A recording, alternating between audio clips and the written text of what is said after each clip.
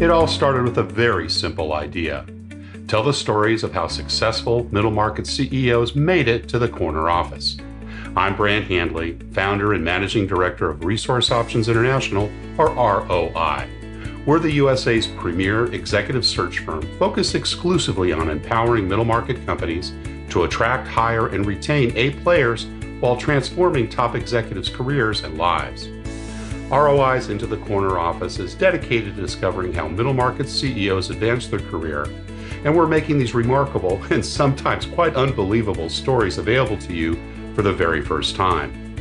Listen and learn about the challenges they've overcome, the interesting people they've met along the way, and the lessons learned that steered these executives' unique journey into a middle market corner office of their own. I know you enjoy these CEO stories as much as I've enjoyed recording them, so thank you for listening today. And if you like what you've heard, rate us on iTunes or wherever you get your podcasts. I'm looking forward to you joining me on the next great middle market CEO adventure into the corner office.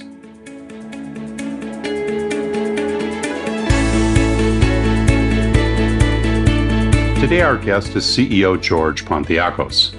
George is an executive leadership professional with highly effective expertise in growing businesses rapidly to successful market leadership or acquisition positions.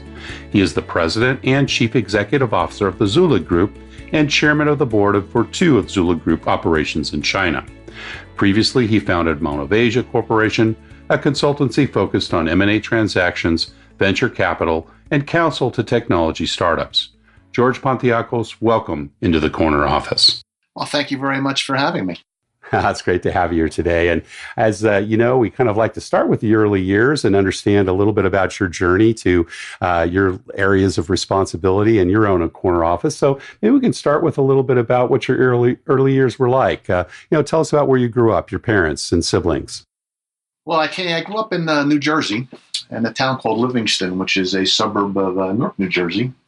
And parents were professionals. So my mother ran the office at the FBI. She was the administrative assistant to the bureau there. And my father worked for ITT Avionics as a graphics designer and a manager there.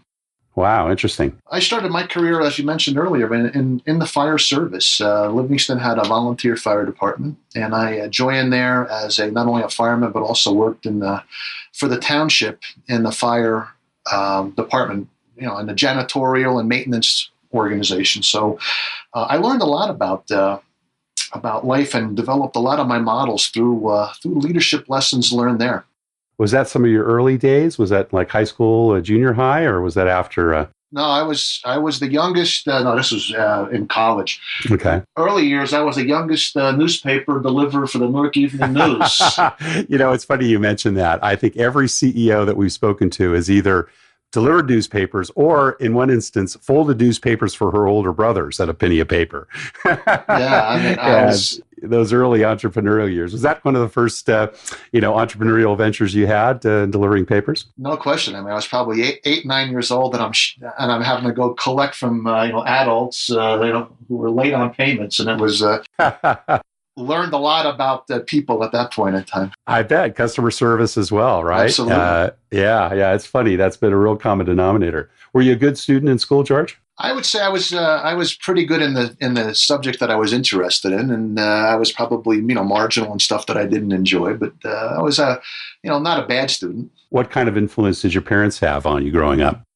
Oh, significant. The whole generation, they had World War II and coming out of the Depression and seeing and a lot of the pain that occurred with the economic downturn at that point in time, and the struggle to grow and to have a family and to go out and be successful. It was really an amazing time to be growing up. Yeah, and both parents working was a little unusual for that time of our development in the country. Did you have brothers and sisters? Were you the only child?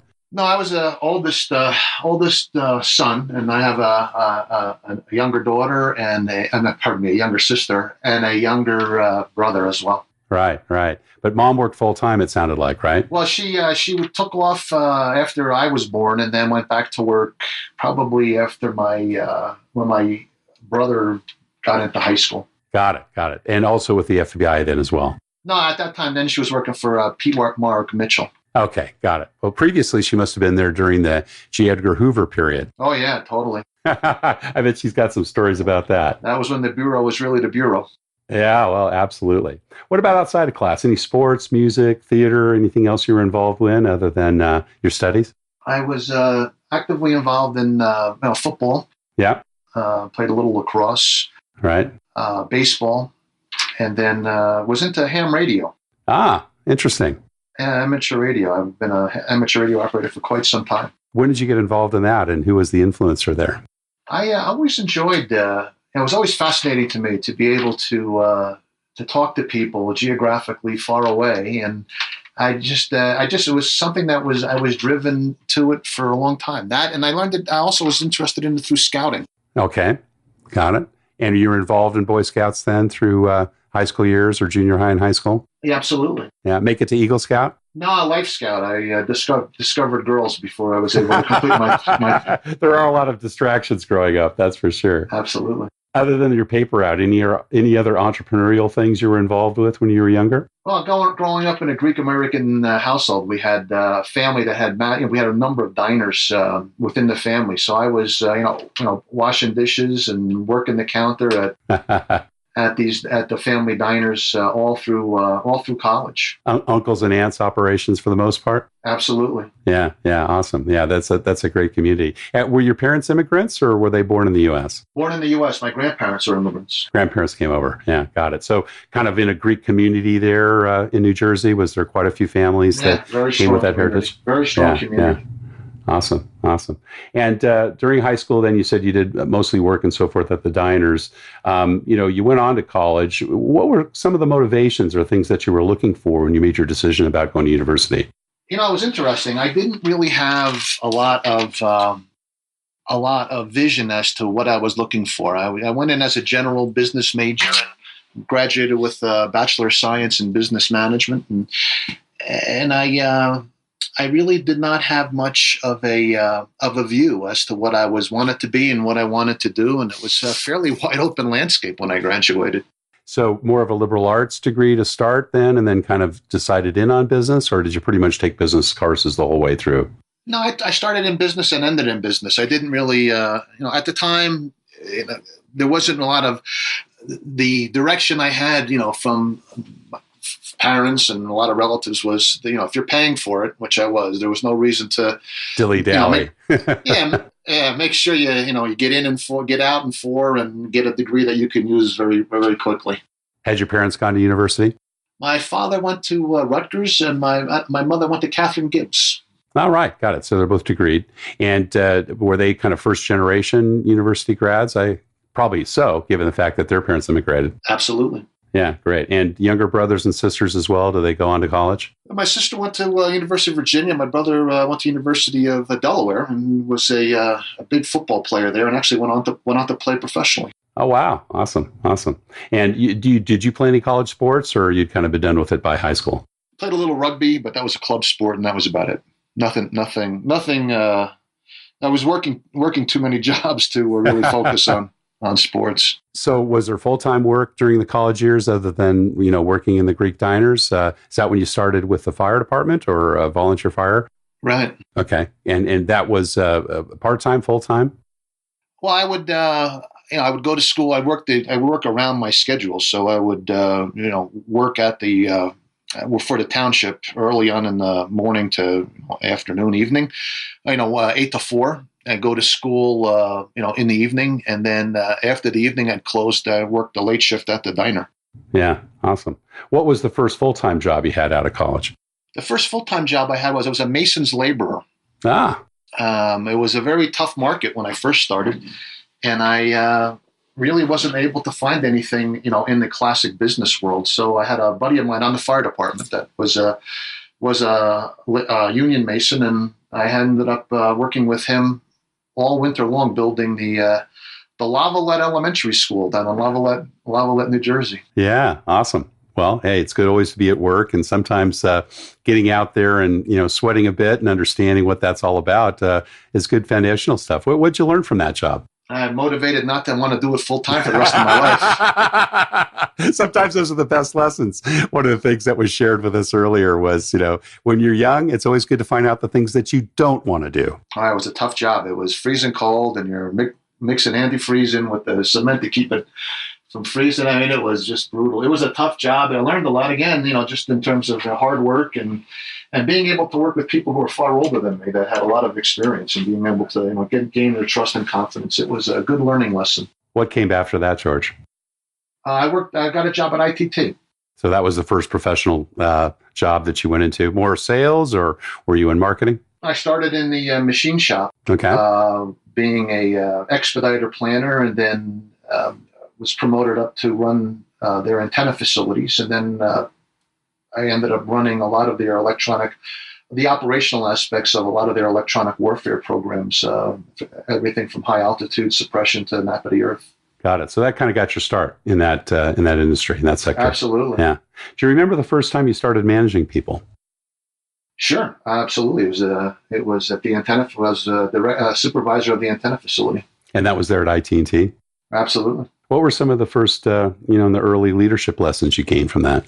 Well, it was a heavy union environment. I was a young man. Most of the colleagues that were on the line were, seniors, like my father's age, and a lot of them were not happy about being managed or supervised by somebody. A young whippersnapper. Well, they have children my age, right? And they don't like to take, these guys didn't like to take direction at all. And that was a very interesting. I developed and still to this day manage that same model in terms of being able to demonstrate value across the entire command chain, whether it's on the line all the way up to the senior executive staff. And what were some of those leadership lessons? Did you get a chance to kind of apply any of those things later on in life? Do you remember any of those early things that you? I run them every day. Yeah, good. And what were some of the key ones that you felt that you got in that early area of managing people? Well, I think when you're first starting out and you're dealing with a diverse demographic that you're supervising, one of the first things you have to demonstrate is, first of all, you have to demonstrate that you're providing value. So you have to be able to make their job easier. And if once you can broach that skepticism wall, the next thing you have to do is to start not only making it easier in terms of eliminating obstacles, but also to, demonstrate that you appreciate the level of finesse and expertise that everybody has up and down the line. Yeah, how'd you broach that wall? That must have been a little challenging, particularly the first couple of tries at it. It was mostly brute force. I mean, there's a lot. Get out the battering ram, right? Yeah, I mean, there was a lot of, you were talking about life safety. You had products there that, if they did not work correctly, people would die. It was a combat product that had to function 100% of the time. And when there were issues like, insertion force on pins into backplanes and they're having trouble working them, the ability to go and get an engineer onto the line to see what he designed and to understand why the design wasn't working on the line was really significant. And I think everybody appreciates. Don't forget, a lot of these people had been in the military. They had fought in World War II, fought in Korea. They had just come back from Vietnam. They understood that, products that don't function when they're supposed to, cause catastrophic failure, events. Death.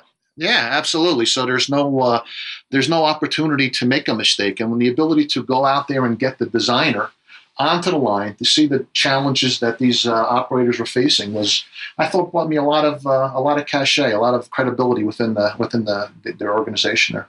You've had a lot of bosses over the year. I'm sure some have been good, some not so. What are some of the lessons you've learned from some of the better ones? Or frankly, even some of the ones that maybe you didn't have as much respect for? I would say accountability. The early lessons I learned was that the decisions that you made you were accountable for. And you had bosses that lived that. Oh, yeah. And not only accountability and decision process, but accountability and execution and sense of urgency. There was no allowance for hand-wringing, no allowance for second-guessing. If you made a decision, you had to be, monomaniacally confident that decision was going to go and have the ability that if it wasn't going, to be able to adapt and change it in real time.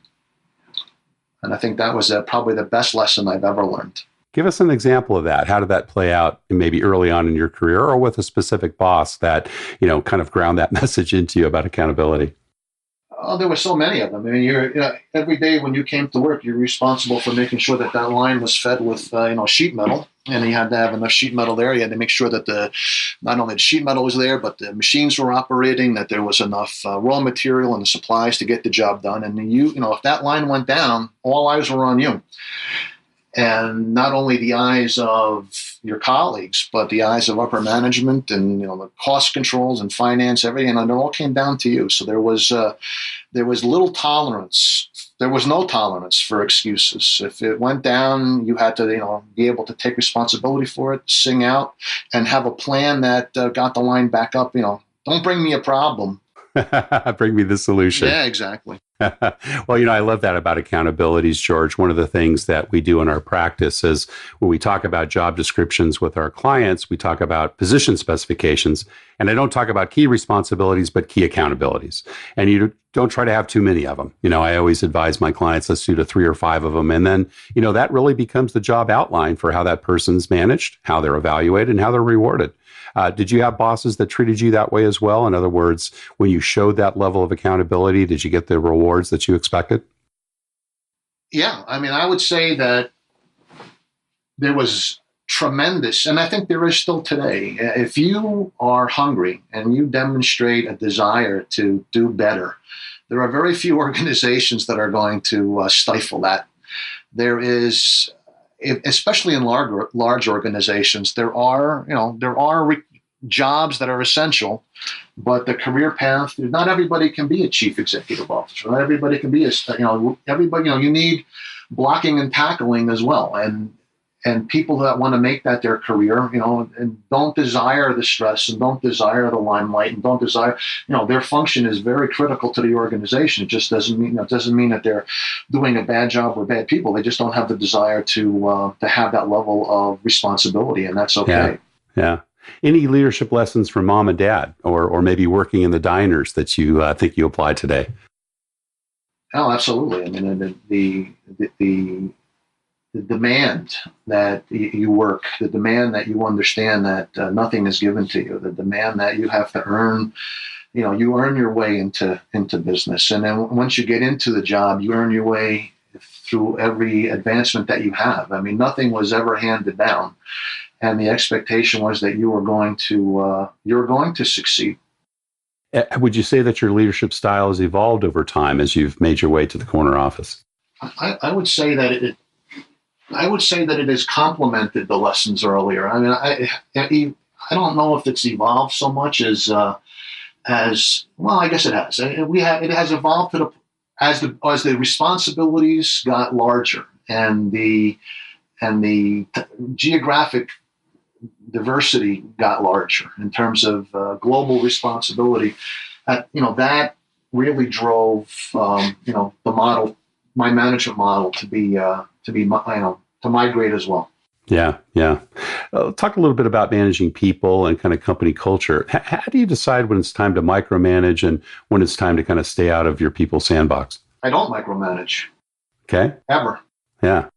You have the Give job. them enough rope to hang themselves. Well, no, it's not the expectation. I mean, the culture that you don't want anybody to hang themselves. It doesn't benefit the business at all. I mean, there are 3 things that I manage by. One is that I am, and I think every manager has to have this at the leadership level, is that you have to be very confident in yourself. You have to be absolutely confident in that yourself, your decisions, and have the confidence with the people you work with, and trust in the decisions, and be able to adapt. People, companies, cultures, they all adopt the personality of the leadership that they have. So if your leadership is strong, if your leadership is demanding, if your leadership has a sense of urgency to it, so will the company. If you are political, if you are tentative, well, that company will be that way as well. And you just can't. I don't want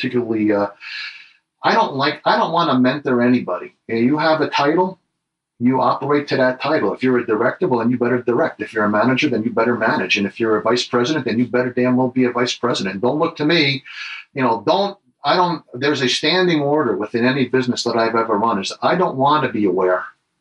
If you need something, if you need me to make a decision, that's one thing. But if you're just emailing me and spamming me on, your progress as a senior executive, I don't want to know about that.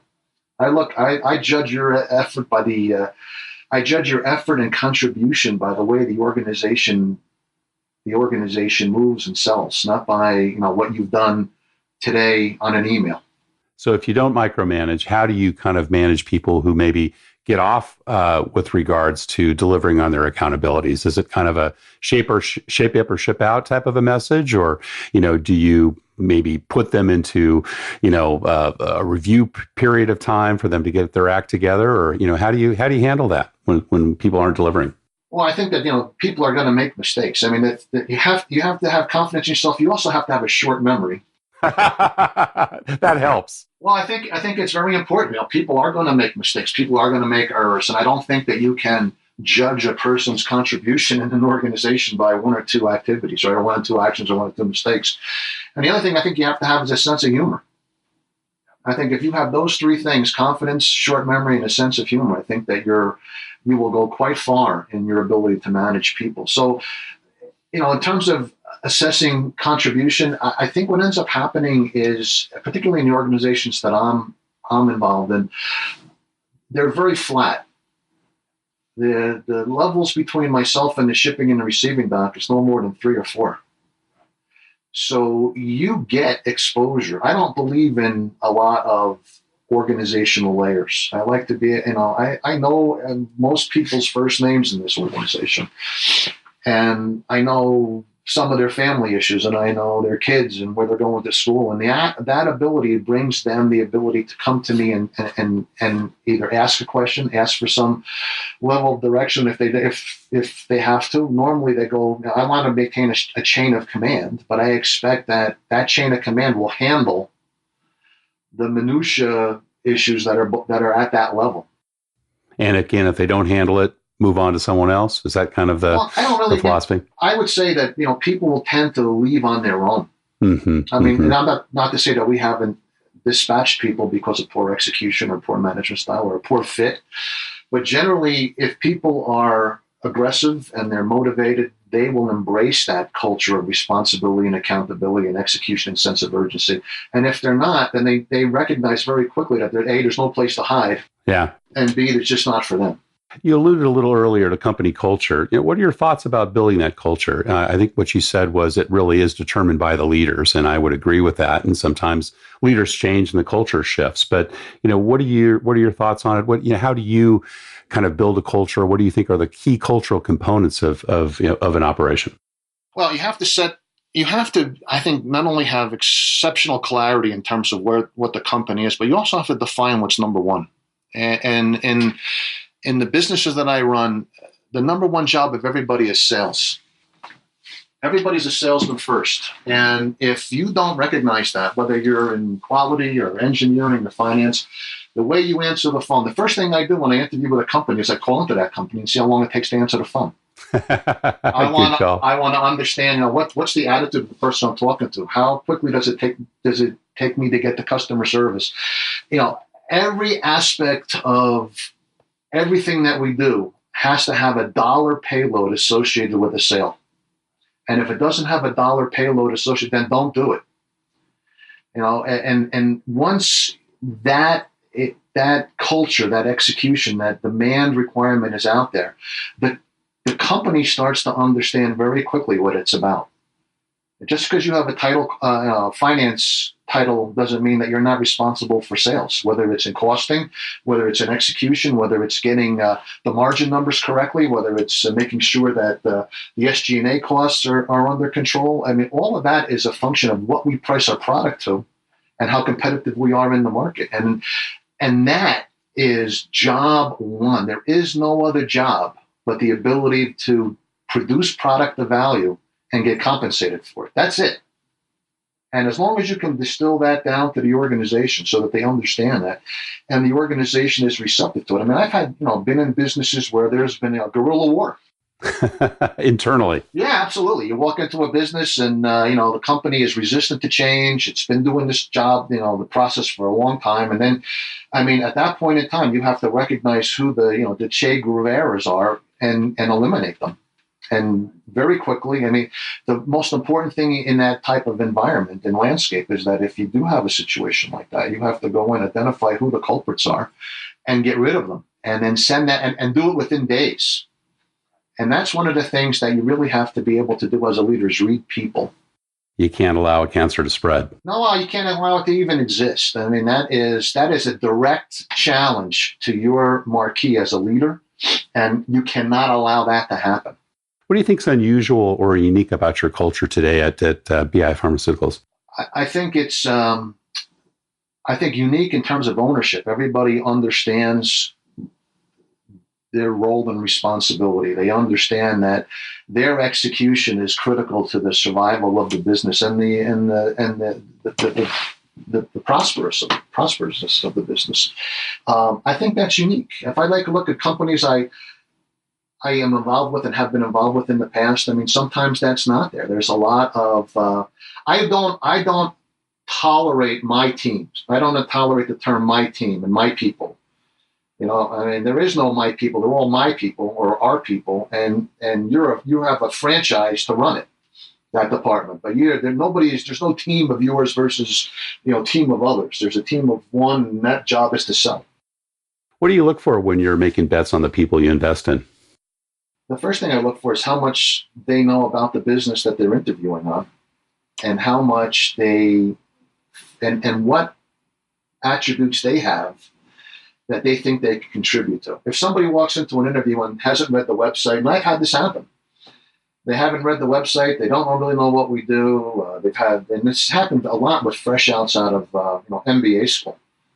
Now it's interesting. The MBA programs in particular, they're really good at generating quant bots. People who are really good at quantitative analysis, but they don't know how to read people. They don't understand EQ. They should spend more time on poker stars than on than in other aspects of their analysis. So the first thing I look for is somebody who understands what value they're going to bring to the business, and how that value may flesh out. And they may be entirely wrong, but at least they've given some cognitive thought as to what they can do to provide value to the business. How do you interview and hire, particularly for people that would be reporting directly to you and your, direct reports? Well, obviously the success that they've had in the past, mm-hmm. and the failures that they've had in the past. I mean, not everybody's going to be 100. You learn more from a disaster than you do from a success. And then personality. Are they going to be able to work with me? Are they going to be able to understand, where I'm going? Do they have the confidence to be able to work autonomously?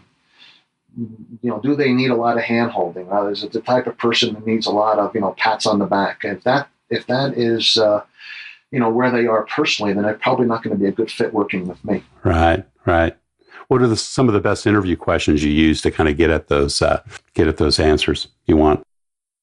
I normally want to ask, how they manage. How do they operate? What is their model? Where have they had problems? What was wrong? Why did they leave their current job? Why are they looking to leave their current job? Why did their current job leave them? It's not unusual to have an executive out of work. Companies change, leadership changes, presidents want to bring in their own people. And good people get eliminated sometimes. And, the question is, how did that happen? Why did it happen? Did you see it coming? Was there anything you could do to prevent it? What are you doing now? If you're just out there if you've been out of work for a year and all you're doing is looking for a job, I mean, that is a concern to me. I'd like to understand, did you start a business? Have you been consulting? And, I think that's part of that sense of urgency that I look for in that personality is, how quickly do you bounce back from adversity? Because being out is tough. It's not easy being out of a job, and it's affecting your family. It's affecting, your own lifestyle, and there's a lot of stress and strain on that. And how does that personality react to that? How does that personality respond to that? And how does that personality thrive in that? if you only have a few minutes and say you're meeting someone, maybe it's a level or two down in the organization, but it's someone that you're going to obviously have some interaction with. As you've said, the guy on the shipping dock as well as the guys that are sitting next door. What if you have a short period of time, what kind of things do you zero in on? Maybe don't know a whole lot about them. What do you look for? What do you try to get a feel for? Their personal confidence. Are they confident? Do they, are they organized? Do they understand what's going on within their organization? Do they understand the challenges they have? Do they ask for help? A lot of times people won't ask for help because they view it as a sign of weakness, and that is, it's one thing to ask for help too much, but if you have a situation that is beyond your skill set or beyond your ability to influence, to repair, then you have to be able to escalate that up with confidence to solve that problem. And if you don't solve it, then it becomes a problem. If a problem comes to me, I want to know why. If I have to be involved in something that should have been handled down below or further down in the command chain, I kind of want to understand why it languished so long as to become such an issue that it is now up at the chief executive level. You mentioned vulnerability, which is, kind of someone's willingness to ask for questions. Why do you think that's important? Because you don't know, leadership is a very complex, it's a dynamic model. It's a landscape that changes constantly. And if you don't, and it's impossible to stay current on every aspect of the dependencies that go into what you do. So there could be changes in a parallel organization that you're completely unaware of. It could be geographically because you weren't informed of it. It could be politically because nobody thought it was important to tell you. It could be a situation where, there are other dynamics involved. And if you're not able to ask, if you're not confident enough to ask, then you're just going to drift down into a disaster matrix that's going to cause the company to shut down, or it'll go be in a line down situation, and then it starts affecting customers, and the salespeople get distracted, and all of a sudden now you have a massive problem where senior leadership is now involved, and it's costing us tens of thousands of dollars in terms of overhead structure to address a problem that could have been, if somebody had asked the question, 3 weeks earlier or 3 days earlier, would have been easily solved. So to be curious, to be inquisitive, to try to ask why we're doing it this way versus a different way, why something has changed when the process hasn't been working. And sometimes it's not just, challenging a change. It's challenging, why are we changing? I mean, I have seen organizations, somebody read a book somewhere or heard a podcast and decided that they're going to change something within their organization because, it sounded good and it was a good soundbite, but the process was working before. And, sometimes the best thing to do is to sit tight and not do a thing. Particularly change for change's sake. Getting back to this vulnerability issue, do you think that's a quality that good CEOs have as well, to not always know all the answers? I think that I think at a leadership role, you always have to have the answer. I think if you are the captain of that ship, and the captain always has an answer, it may not be the right one at that point in time, right? But this is not a democracy. It's not a representative republic. It's a benevolent dictatorship. True. And if you, as a leader, as the chief executive, do not have that answer or do not have the input to make that answer, then that is bad, bad, bad. The organization stalls, it starts to question itself. And I think that creates, a major problem. And trying to regain that confidence is very difficult. You, as the chief executive, always have the answer. George, been very, very generous with your time. We have one last question we kind of like to ask everyone. And, it's kind of around the career and life advice, you'd give to some of our listeners. We've got folks who are early in their careers, other than a middle market, people that maybe have their eyes on the executive suite or the corner office. What would you tell them? What's important in terms of what they do early in their career in order to, to get to that senior level of leadership that they desire? I think the first thing is to recognize that there are no limitations to how far you can go in an organization. I think a lot of fresh outs coming out of school really are very structured in their thinking of how to advance their careers. And one of the things that you have to recognize is that, particularly in large organizations, is that there are people within the command chain that shouldn't be there. And if they can do that job, you should be able to do that job far better. And if they were able to attain that level of title and responsibility, and you don't feel that they're doing as good a job, then definitely go for it. I mean, there should never be a limitation to your career path. And if you can't get there, I mean, I've been in 5 different industries. I've walked away from very successful businesses because I was willing to take substantial risk to advance my career. I knew taking jobs that, the people I was working for, I probably wouldn't last very long. I knew that. I may last a year. I may not even last a year and a half. But I wanted that ability to get that title and that experience so that the next job, I would be able to say, look, I was a vice president. I lasted for a year and a half in a very, difficult environment. And I think that as somebody just starting out, I don't think you could ever be in a position to limit yourself. And if you are limited, it's because of you. It's a you problem, not the organization's problem. And having some failures along the way also helps. There's nothing wrong with failure. I mean, nobody is going to be 100% successful in their career. You're going to get fired. You're going to have companies, crash and burn. You're going to see through your 30 years or 40 years in business, you're going to see a whole bunch of catastrophic events, whether it's true, whether it's personal or professional. And I don't think that you can allow that to stifle your motivation and your desire to advance. And I think that you have to learn from that, and you have to understand, what transpired.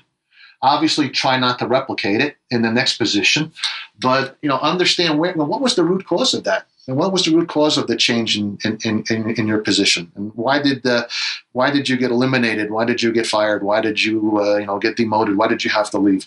And I think if you take a look at that honestly and are very introspective in the elements that drove that situation, the next job you won't make that mistake again. And I think you have to go to work every day motivated. I love what I do. And I love competing on a global basis. I love competing, across a very dynamic landscape, very time-sensitive landscape. And if you wake up every day enjoying what you do and being driven by what you do, whether you're the chief executive or you're, somewhere else in the responsibility matrix, it really doesn't matter. Success is not really defined by economics. It's defined by how much you contribute if you want to. Would you call that passion, George? Is that kind of how you'd phrase that, or is it something else for you? I think it's passion.